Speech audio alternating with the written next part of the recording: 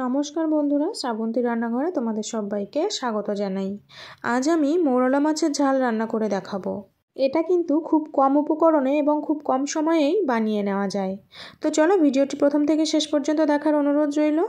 এখানে আমি মৌরলা মাছ ভালো করে কেটে ধুয়ে পরিষ্কার করে নিয়ে চলে এসেছি। মাছগুলো কিন্তু বেশ ফ্রেশ ছিল আর সাইজটাও কিন্তু বেশ ভালো ছিল। এবার আমি এই মাছের মধ্যে পরিমাণ মতো লবণ আর হলুদ মাখিয়ে নিচ্ছি। একটু ভালো করে লবণ আর হলুদটা মাখিয়ে নিলাম। এবার আমি মাছগুলো ভেজে নেব। একটি কড়াই বসিয়ে দিয়েছি, তার মধ্যে দিয়ে দিলাম সর্ষের তেল। তেল গরম হয়ে এলে আমি এর মধ্যে মাছগুলো দিয়ে দিচ্ছি, ভালো করে মাছগুলো ভেজে নেওয়ার জন্যে। এই মাছ ছোট হওয়ার কারণে কাটাকাটিতে একটু সমস্যা হলেও খেতে কিন্তু বেশ টেস্টি এবং শরীরের জন্যে উপকারীও বটে। মাছগুলো ভেজে নেওয়া হয়ে গেছে, তুলে নিয়েছি। বাকি মাছগুলোও আমি একইভাবে ভেজে নিচ্ছি। এই মাছ ভাজাও কিন্তু গরম ভাতের সাথে বেশ ভালো লাগে। এগুলো আমি ভেজে নিয়েছি, ভালো করে তুলে নিয়েছি। কড়াইয়ের মধ্যে আরও একটু সর্ষের তেল অ্যাড করে দিয়ে কালো জিরে দিয়েছি ফোড়নের জন্যে। এর মধ্যে এবার আমি কুচনো পেঁয়াজ অ্যাড করে দিলাম। পেঁয়াজটা একটু নেড়েচেড়ে ভেজে নেব। এরপরে আমি এর মধ্যে পরিমাণ মতো লবণ আর হলুদ গুঁড়ো দিয়ে দিলাম। আবারও একটু নেড়েচেড়ে কিছুক্ষণ ভালো করে ভেজে নিতে হবে।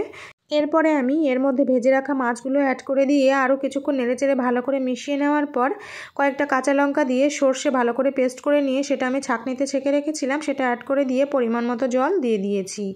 এবার আমি এর মধ্যে 4 ফালি করে চিড়ে রাখা কাঁচা লঙ্কা ওপর থেকে দিয়ে দিয়েছি। ঢাকা দিয়ে কিছুক্ষণ রান্না করে নেব।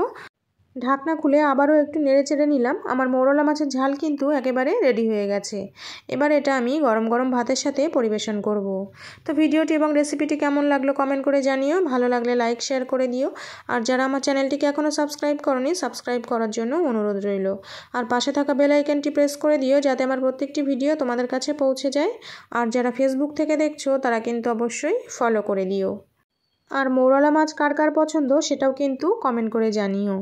আর এভাবে যদি ট্রাই না করে থাকো তাহলে কিন্তু অবশ্যই একবার এভাবে মৌরলা মাছের ঝাল ট্রাই করো। তো দেখা হবে আরও একটি নতুন ভিডিওর সাথে। আজকের মতো চলে যাচ্ছি, টাটা।